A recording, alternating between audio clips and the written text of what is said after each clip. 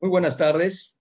La Secretaría de la Cultura y las Artes de Gobierno del Estado de Yucatán, en el marco del Día Nacional del Libro, les da la bienvenida para esta presentación llamada Dos clásicos de un clásico, El filibustero y Memoria de un alférez, de Eligio Ancona, escritor yucateco, nacido en el siglo XIX.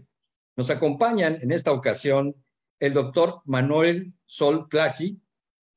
Muchas gracias, doctor, Con por su gusto. participación. Y la doctora Celia Rosado Avilés. Doctora, buenas tardes. Un gusto, Encantado de muchas tenerla gracias. acá. Claro que sí.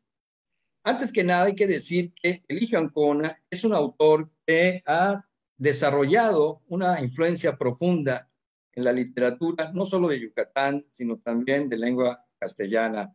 Cubre todo un periodo como cronista, básicamente como novelista histórico, aunque también tiene una novela más relacionada al costumbrismo, pero su gran obra, o sus dos grandes obras, son las que hoy vamos a tratar en este conversatorio. Antes que nada, me permitiría yo leer brevemente las semblanzas de nuestros invitados, tanto del doctor Manuel Sol como de la doctora Celia Rosado Avilés. Antes que nada, la doctora Celia Rosado Avilés es doctora en letras por la Universidad Nacional Autónoma de México, maestra en literatura mexicana por la Universidad Veracruzana y licenciada en ciencias antropológicas con especialidad en lingüística y literatura por la Universidad Autónoma de Yucatán. Sus áreas de interés son la literatura mexicana, los estudios de género y la semiótica, sobre los cuales ha escrito ensayos y críticas. Mayormente ha sido ensayista la doctora Celia Rosado. En 2004, por ejemplo, publicó publicó el ensayo La novela histórica de Eligio Ancona, una literatura con múltiples campos de acción. Con esto nos damos cuenta de la interiorización que la doctora Celia Rosado Avilés tiene con la obra del autor que hoy nos ocupa. A partir del 2009 y hasta 2012, coordinó con el doctor Óscar Ortega la colección de materiales pedagógicos Educarte en Género, dirigida a docentes de nivel primaria, editada por el Instituto de Equidad y Género del Estado de Yucatán. En 2011 realizó el guión del documental El primer Congreso Feminista en Yucatán. Es profesora, investigadora de la Facultad de Ciencias Antropológicas de la Universidad Autónoma de Yucatán, de la cual también fue directora. En la actualidad se desempeña como secretaria general de la Universidad Autónoma de Yucatán y es la primera mujer en ocupar esta responsabilidad. Bienvenida, doctora Celia Rosado. Gracias. Por su parte, el doctor José Manuel Sol Tlachi vive en Jalapa, Veracruz, es egresado de la Facultad de Letras Españolas de la Universidad Veracruzana y del Centro de Estudios Lingüísticos y Literarios del Colegio de México. Después de haber impartido cursos sobre literatura española y mexicana en varias universidades, ha incursionado en filología, particularmente en la crítica textual. El doctor Sol es un especialista, digámoslo así, un hombre que se ha dedicado a la literatura, sobre todo del siglo XIX mexicano. Es un estudioso, no nada más de Eligio Ancona, sino también de Justo Sierra, por mencionar a otro autor peninsular, de Altamirano, de Salvador Díaz Mirón. Entre sus obras más representativas podríamos hablar de Lascas, de Salvador Díaz Mirón, El Zarco, de Ignacio Manuel Altamirano, que es una edición crítica, la poesía completa de Salvador Díaz Mirón también, Los bandidos del Río Frío, de Manuel Paino, en cuanto a los estudios que hay. En este caso, citamos al doctor por su profundo conocimiento sobre Eligio Ancona. El doctor también ha sido maestro y director de la Facultad de Letras Españolas, director general de estudios de posgrado e intercambio académico y director del Instituto de Investigaciones Lingüístico-Literarias. Actualmente es profesor investigador en el Instituto de Investigaciones Lingüístico-Literarias y director de la colección Clásicos Mexicanos de la Universidad Veracruzana. Pertenece al Sistema Nacional de Investigadores y es miembro correspondiente de la Academia Mexicana de la Lengua. Un placer tenerle, doctor, un honor. Gracias por estar con nosotros. Gracias, es un placer mío. Muchas gracias. Bueno, Eligio Ancona, como hemos dicho, es una figura señera, es un representante de nuestra literatura, no solo en Yucatán, no solo en la península, sino también a nivel de la lengua castellana. Es un referente que, creo yo, sigue influyendo en la novela histórica y sobre todo en el contexto político, social y cultural de nuestra sociedad, de la sociedad mexicana. Entre sus obras, además de que fue político, magistrado, etcétera, pues tenía la vocación de la literatura. Entre sus obras más relevantes están La Cruz y la Espada, desde luego El Filibustero, La Mestiza, que es la novela a la que yo comentaba que es más con un tono costumbrista.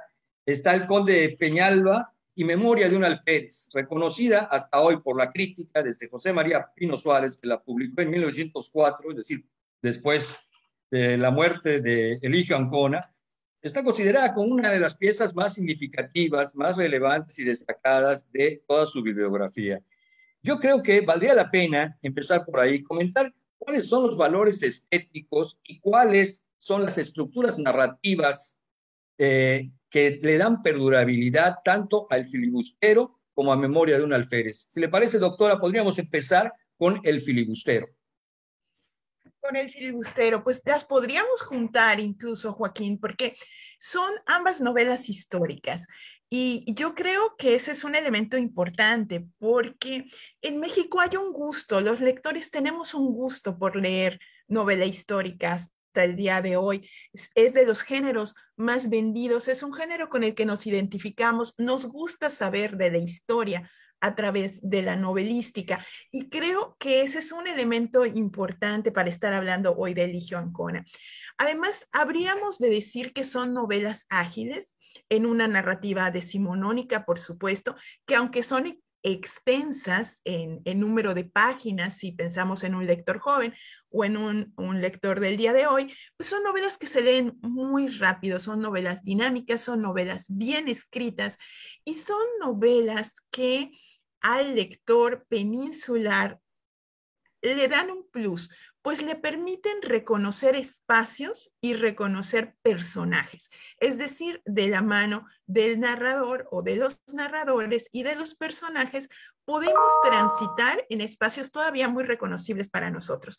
Y esto hace la lectura mucho más divertida. Además, hay que decirlo, el autor, Eligio Ancona, tiene un ojo muy particular para escoger y escoger muy bien los temas en los que va a basar sus novelas y las referencias históricas que va a tomar. Están muy bien elegidas, lo cual hace obras muy entretenidas que siguen conservando esa base histórica de la novelística del siglo XIX. Bien, en su caso, doctor Manuel Sol, podríamos hablar también, como dice la doctora, uniendo en un solo concepto El Filibustero y Memoria de un alférez, o si encuentra usted diferencias estilísticas y en cuanto a valores estéticos de una a otra novela. Pues mira, la primera novela que publicó Eligio Ancona fue la Mestiza, y como tú bien decías, una novela costumbrista y de tema regional. Ahora, en el caso de Eligio Ancona, como el de tantos otros escritores, en su obra se puede notar una evolución, una perfección en el manejo del lenguaje, una perfección en el manejo de la técnica narrativa. Y en este sentido, yo creo que desde un punto de vista artístico, las dos mejores obras de Eligio Ancona son El Conde de Peñalba, el cual ha recibido muy poca atención, y Las Memorias de un alférez. En cuanto a la opinión de la crítica sobre Las Memorias de un alférez, pues es casi unánime como la mejor novela, y en efecto hay aquí un manejo magistral, por ejemplo, del suspenso, de la estructura narrativa. Es una estructura narrativa muy armónica, está dividida en dos partes. La primera parte transcurre en 2 años, la segunda en 4, con una retrospección cuando, por ejemplo, Camila cuenta la historia, la niñez de María, la protagonista de la novela, y luego, pues, un avance respecto al final, que está al final del capítulo 16 de la segunda parte, cuando el alférez ya establecido con María en la Ciudad de México, pues dice que se ha iniciado ya la República, que se está ya en la presidencia de don Guadalupe Victoria, que tiene varios hijos, que todos ellos son mexicanos, mexicanos de nacimiento y el mexicano por adopción. O sea, que hay un viaje al pasado, pero también hay, como dicen los críticos, un avance, una prolepsis en la narrativa. Pero pues, no hay que olvidar que se titula Memorias de un alférez. Esto quiere decir que son una serie de recuerdos, ¿sí? Que van pasando por el tamiz de la memoria. Esto le permite, como un estratagema narrativo, ir estructurando y dosificando la información que nos va dando sobre la estancia del alférez en Mérida, en Yucatán. No habría que olvidar que el alférez llega a Mérida con la intención de investigar sobre la muerte de don Lucas de Gálvez. Un primo suyo ha sido recluido en San Juan de Ulúa y él quiere de alguna manera probar su inocencia y empieza a hacer a lo largo de la novela una labor, diríamos, detectivesca. Hay una serie de cabos sueltos que va dejando el narrador, y esto yo creo que es uno de los grandes aciertos de la novela, porque invita a una participación mucho más directa del narrador, del lector. El lector tiene que ir atando esos cabos. Hay una mayor participación del lector en relación con las novelas anteriores.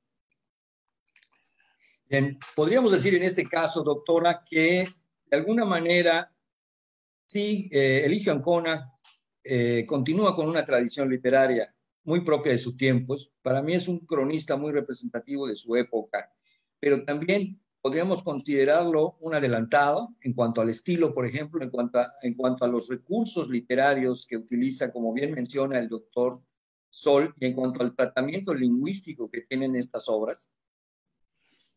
Es parte de una tradición literaria y a mí me parece eso una enorme riqueza. Nosotros podemos ver en el territorio peninsular que él va a tomar muchos elementos planteados antes por Justo Sierra como parte de un proyecto literario y un proyecto ideológico, ¿no? Y va a retomarlos como la misma idea de hacer novela histórica, que hace novela histórica extensa en Yucatán antes que él es Justo Sierra O'Reilly.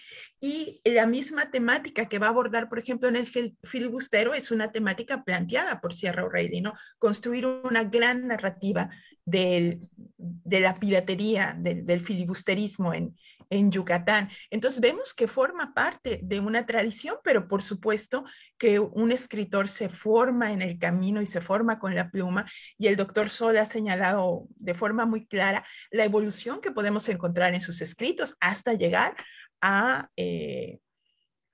su última novela, a Memorias de un alférez, que sin duda es su mejor obra, y ya nos han contado por qué, y donde él vuelve a agarrar algunos elementos que antes había planteado Sierra en La hija del judío, como este tono casi policial, por decir de alguna manera, donde el suspenso atrapa mucho al lector, ¿no? Hay unas cartas que aparecen en un escritorio que llega a manos de este alférez que van detonando esa búsqueda que contaba el doctor Sol y que nos permiten ir armando una trama en torno a un homicidio, ¿no? Y eso es sumamente atractivo, es muy rico de leer.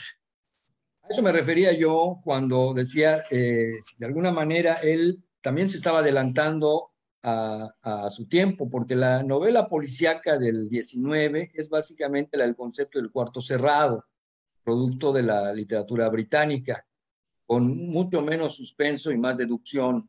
Es una novela, lo que le llaman novela deductiva, ¿no? A eso me refería. No sé si usted, doctor Sol, está de acuerdo con esta idea que yo tengo, esta impresión que me ha causado Eligio Ancona, sobre todo en Memoria de un alférez. Pues yo creo que antes que nada, en efecto, Las Mujeres de un Alférez es una novela policíaca y un investigador reciente, Raúl Yanes, la ha calificado como un thriller colonial. Y en efecto, ¿no? Vamos siguiendo paso a paso la información sobre el asesinato de don Lucas de Gálvez, y el narrador tiene pues la maestría, el acierto de brindar la información, de enfocar una misma situación desde distintas perspectivas, de un personaje, de otro personaje o de la información que va dando el narrador. Pero en muchos aspectos el lector no tiene esa información completa. En algunos momentos es tan ignorante de lo que ha pasado como los demás lectores.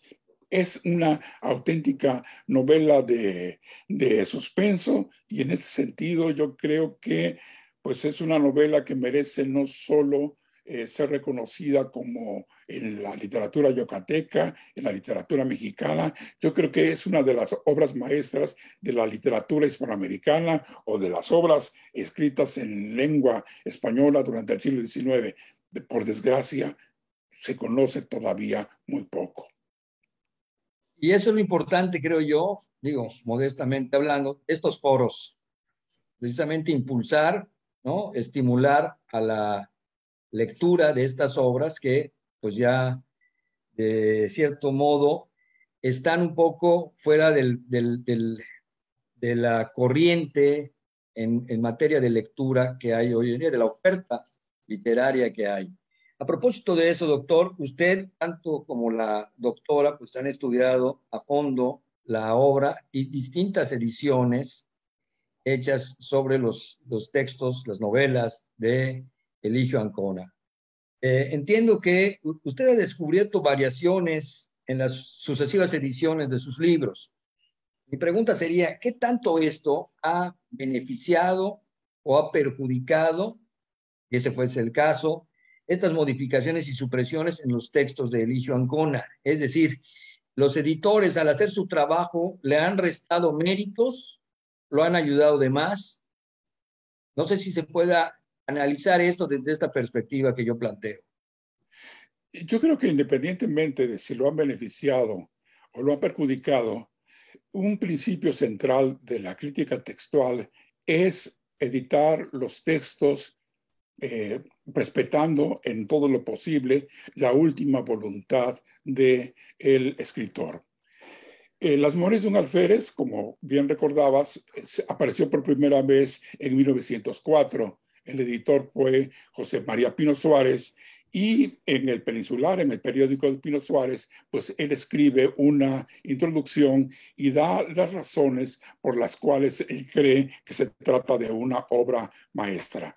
Pero desde 1904 se vuelve a editar hasta 1949 dentro de la colección de la editorial yucatanense. Obviamente, los editores de la yucatanense toman como texto base la edición de 1904, pero alteran, cambian, lo que ocurre casi en todos los actos de copia. Y bueno, yo he tenido la oportunidad de trabajarla con cierto detalle, y hay alrededor de 140 y tantas variantes entre la edición de la yucatanense y la primera edición. Luego, la otra gran edición de Las Mujeres de un Alférez es la que incluyó Antonio Castro Leal en la antología de la novela colonial mexicana. Bueno, diríamos que Castro Leal ratifica pues alrededor de 120 y tantas de las variantes del editorial yucatanense, pero agrega cambios, otro alrededor de 300 cambios. ¿Con qué? Pues con el objeto de hacer de Eligio Ancona un escritor pues mucho más correcto desde un punto de vista gramatical, utilizar palabras, diríamos, un léxico, es un léxico castizo. Entonces, entre la edición de 1904 y la de Antonio Castro Leal, pues hay alrededor de 400 y pico de variantes. Era la costumbre de don Antonio Castro Leal. Yo creo que él pues representó una etapa muy importante en la difusión, en la edición de la novela mexicana. Una labor loable, que era la de la difusión simple y sencillamente de la literatura. Pero yo creo que ahora tenemos que respetar la última voluntad del escritor, y en este caso el de publicar las memorias de un alférez, pues de una manera semejante a como, más próxima a como lo hizo Ancona. Te voy a hablar de otro caso, pues muy significativo. Ignacio Manuel Altamirano terminó el Zarco y lo dio a Santiago Vallesca para que lo publicara, ya fuera en México o en España. Santiago Vallesca lo llevó como en 2 ocasiones a España, no se editó hasta 1901. Es decir, que la primera edición de El Zarco es española, y hay muchas diferencias entre la edición española y el manuscrito del Zarco que actualmente conserva la biblioteca de Austin, en Texas. Eh, hay muchos cambios, y hay pues que devolverle al Zarco sus características originales. Se suprimen párrafos, se suprimen palabras, lo cual altera en gran medida el Zarco en su primera versión. Muchas gracias, doctor, por la respuesta tan clara, como bien decía la maestra Celia Rosado hace un momento.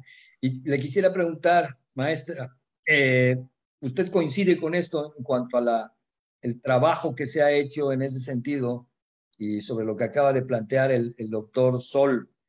¿Qué es lo pertinente para usted como lectora? Vamos a empezar por ahí.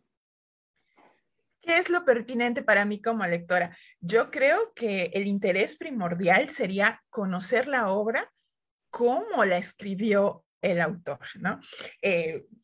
Creo que el doctor Sol ha explicado muy claramente los intereses, las buenas voluntades que llevan a meter manos a la obra y demás, pero de pronto de edición en edición la vamos distanciando de la propuesta del autor, ¿no? Entonces a mí regresar a la propuesta original me parece de lo más acertado. Como acertado fue que la Secretaría de la Cultura y las Artes encargara la revisión de estas ediciones y el estudio introductorio, pues a un experto en el siglo XIX como es el doctor Sol.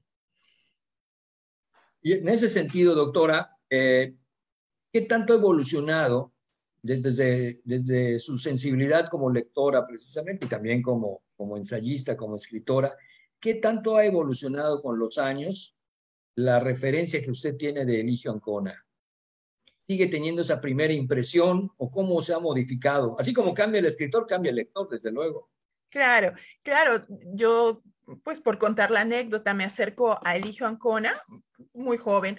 El trabajo que escribí sobre su novelística fue producto de mi tesis de licenciatura. Entonces es un trabajo y es un autor al que yo le tengo mucho cariño porque es esa primera aproximación a un análisis crítico de su obra. Sigue siendo un autor que me gusta mucho con el transcurso del tiempo. Sin embargo, lecturas posteriores, hablábamos hace un rato de los periódicos, el trabajo que él hace con varias agrupaciones literarias tratando de hacer una propuesta estética en la literatura yucateca a través de diferentes formatos de periódicos políticos, de periódicos noticiosos, de periódicos literarios de corte más bien romántico y otros de corte burlesco y satírico, nos permiten ver una evolución en el escritor y entender la complejidad en la evolución del pensamiento de una persona,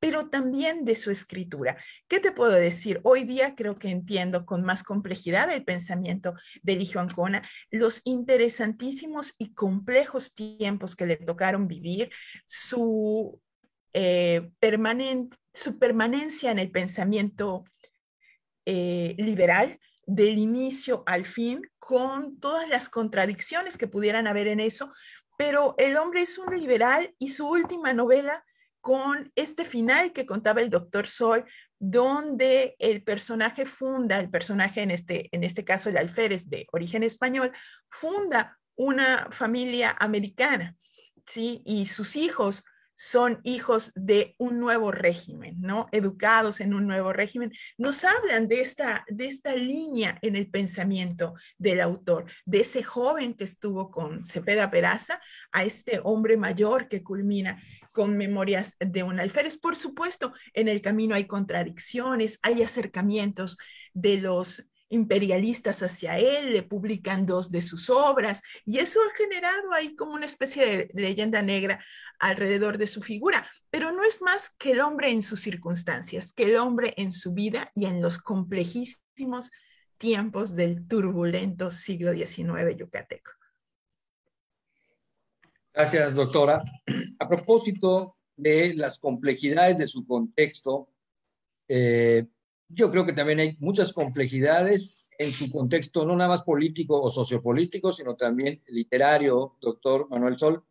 En ese sentido, desde la crítica textual, cuáles podría decirme usted que son las influencias que mejor asimiló y que evolucionó, metabolizó Eligio Ancona? Pues yo creo que se pueden señalar la presencia de algunos novelistas europeos. Obviamente había leído al que se ha llamado al padre de la novela histórica, a Walter Scott, pero como mencionaba la doctora Celia, yo creo que la presencia más obvia, más evidente, que si no solamente la vida, sino la obra de Eligio Ancona, fue la trayectoria y la obra de Justo Sierra O'Reilly. Cuando murió Justo Sierra O'Reilly en 1861, Eligio Ancona escribió un pequeño trabajo en el Constitucional. Él estaba encargado de ese periódico, en donde hace una semblanza muy detallada de Justo Sierra y entre otras cosas, dice que ha sido autor de algunas novelas, de algunas obras con las cuales se podrían vanagloriar las civilizaciones, las literaturas más reconocidas de Europa. La presencia de Justo Sierra es obvia. Un ejemplo más, por ejemplo, en La Cruz y la Espada, que es una novela obviamente histórica. Él abreva en las consideraciones escritas por Sierra O'Reilly sobre el origen, sobre las causas de la sublevación maya, y cita fragmentos, como por ejemplo aquel cuando Nachicocón y sus huestes atacan la ciudad de Mérida, o Tosis, si se quiere, y sigue al pie de la letra el texto de Sierra O'Reilly. Y hay una nota en la que él aclara: esto es lo que dice el historiador. El novelista no puede agregar nada. ¿Sí? Como una frase ahí contundente. Él se sentía muy orgulloso de ser discípulo de Justo Sierra. Bella reflexión, doctor, bella y muy completa. Y me gustaría pues continuar con el mismo tono en cuanto a cuáles serían, según la doctora Celia Rosado, esas influencias también. No sé si coincide, si hay que agregar alguna más. Ahí hay 2 relevantes. 2 relevantes y 2 muy claras, ¿no? Walter Scott con el mismo pirata de Walter Scott, ¿no? Es muy claro la referencia. Y lo dicho sobre Sierra. Sierra va a ser una figura, Sierra O'Reilly me refiero, una figura que va a impactar a toda esa generación. Ellos lo declaran constantemente en sus periódicos, ¿no? Y esa misma relación de la historia con la literatura que presentaba claramente en su búsqueda Sierra O'Reilly, pues la va a retomar Eligio Ancona con más tiempo del que tuvo Sierra, y entonces vamos a encontrar un escritor más prolífero. En el último último momento podríamos ver por allá algo de Dumas, pero creo que lo dicho está muy claro, ¿no? Walter Scott y Sierra serían, a mi juicio, las dos más contundentes. Aquí con Eligio tenemos la enorme fortuna de además tener la historia de Yucatán escrita por Eligio Ancona, y entonces podemos tener el disfrute como lectores de hacer ese tipo de juegos que menciona ahora el doctor Sol, ver cómo plasmó este acontecimiento en la historia de Yucatán en un texto y en una narrativa histórica y cómo lo está plasmando y hasta dónde se está permitiendo en el texto novelístico. Y eso nos ofrece un plus de acercamiento sobre el autor. Bien, bueno, esta recuperación de la Secretaría de la Cultura y las Artes con respecto a dos obras de Eligio Ancona tienen que ver desde luego con el fomento, el estímulo a su lectura, a su regreso a las librerías y a las bibliotecas con una mayor fuerza porque son ediciones digitales, ¿sí? En ese sentido, hasta para orientarnos a nosotros como editores, ¿cuáles serían, doctor Sol, las recomendaciones de lectura para las nuevas generaciones? ¿Por dónde comenzar a leer a Eligio Ancona? Si hay algún orden en ese sentido, y qué libros también referenciales sobre su obra, ensayos, crítica, etcétera, habría que retomar para comprender mejor al autor y al historiador que conviven en uno mismo. Bueno, yo creo que habría que aclarar también que estas dos ediciones digitales vienen a complementar las ediciones impresas que antes publicó Sedeculta. Esto es, que esas dos ediciones digitales vienen a completar la edición, válgase la redundancia, la edición completa de la narrativa de Eligio Ancona. Se publicó La Mestiza, se publicó La Cruz y la Espada, El Conde de Peñalba, Los Mártires de la Náhuatl, y estaban por aparecer la edición del Filibustero y de las memorias de un alférez.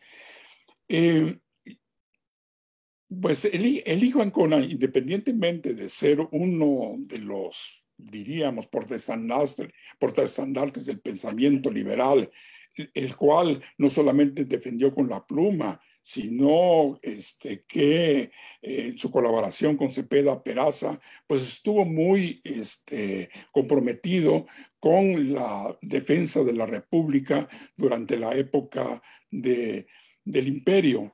Es un hombre, diríamos, admirable por su trayectoria liberal y obviamente también por su trayectoria de carácter artístico. Acá mencionaste la historia de Yucatán, que es el punto de vista liberal de los sucesos históricos ocurridos en la península. Y en cuanto a esto, pues quisiera establecer, o más bien recordar, una observación que hacía José María Pino Suárez, en cuanto a que Galdós, por ejemplo, había historiado en sus novelas en los episodios nacionales. Y en el caso de Eligio Ancona primero escribió en los textos referentes al suceso, a la muerte de don Lucas de Gálvez, en el tomo segundo de su historia de Yucatán, y después hizo la novela. Esto es que la historia, a diferencia de lo que ocurrió con Galdós, precedió a la novela. Es interesante, pues repito, por sus ideas, por su pensamiento, pero pues también por ser uno de los grandes artistas, de los grandes novelistas del siglo XIX yucateco. Obviamente, los dos mejores novelistas son Justo Sierra, O'Reilly, y Eligio Ancona. Yo creo que por donde quiera entársele a la vida o a la obra de Eligio Ancona, esta siempre resultará atractiva, pues para todo lector que tenga la curiosidad. Alguien dijo que cada lector tiene el autor que se merece. Así es, totalmente de acuerdo, doctor Sol. Yo le haría el mismo planteamiento a la doctora, hablando ahora sí de predilecciones y de recomendaciones. En una recomendación de un gusto muy personal, yo comenzaría con Memorias de un alférez, seguiría con El Conde de Peñalba y terminaría con El Filibustero, así en un 1, 2, 3 y después todo lo que venga. Y terminaría con El Filibustero del que hemos hablado poco el día de hoy, porque forma parte de una narrativa igual muy gustada y muy querida, que es la narrativa del pirata en toda Hispanoamérica, ¿no? Y es una narrativa que igual metió en complicaciones a los escritores en el momento de dividir o separar al pirata histórico del pirata literario, en este caso del pirata romantizado, del pirata que va a ser un héroe libertario, ¿no? Y ahí se traza también una continuidad interesante con Sierra, porque a Sierra le da mucho trabajo, no llega al punto del pirata romantizado totalmente, porque la parte de los saqueos, la parte histórica, la parte violenta de la piratería pesa mucho en su reflexión histórica. Y bueno, también son los tiempos en el correr del siglo XIX, mientras que Ancona sí logra dar el brinco a crear un pirata de corte romántico, un pirata que lucha por la libertad, un pirata que se va a oponer a algunos de los estamentos religiosos, de los estamentos políticos, en búsqueda de una sociedad más armónica, ¿no? De ese tránsito hacia al pirata romántico. Entonces yo recomendaría Memorias de un alférez, El Conde de Peñalba, El Filibustero, y para el autor más interesado, el lector, perdón, más interesado en Sierra O'Reilly, un paseíto por algunos de sus periódicos, de los periódicos donde él participó, que algunos ya se pueden conseguir en versión impresa y otros están en la biblioteca yucatanense, que nos permite dar una mirada a la evolución literaria de un autor interesantísimo y maravilloso. Antes que nada, un gusto muy grande poder platicar con ustedes, una charla, un conversatorio de veras enriquecedor, muy ilustrativo sobre la imagen, sobre la obra de nuestro escritor, en este caso, un clásico. Por eso se llama así, dos clásicos de un clásico, porque estamos seguros que eso es Eligio Ancona. No sé si quieran añadir algo más, nada más como alguna reflexión puntual en torno a su obra o a su figura. Pues yo diría que ojalá se promuevan un poco más los acercamientos a Eligio Ancona, tanto como novelista como pensador. Bueno, hay una medalla Eligio Ancona y yo creo que esta es una causa suficiente como para promover la obra de Eligio Ancona.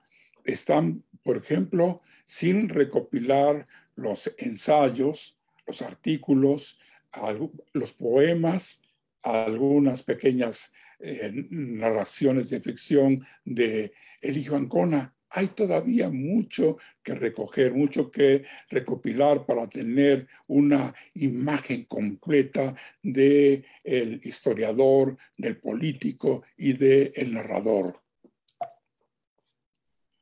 Doctora.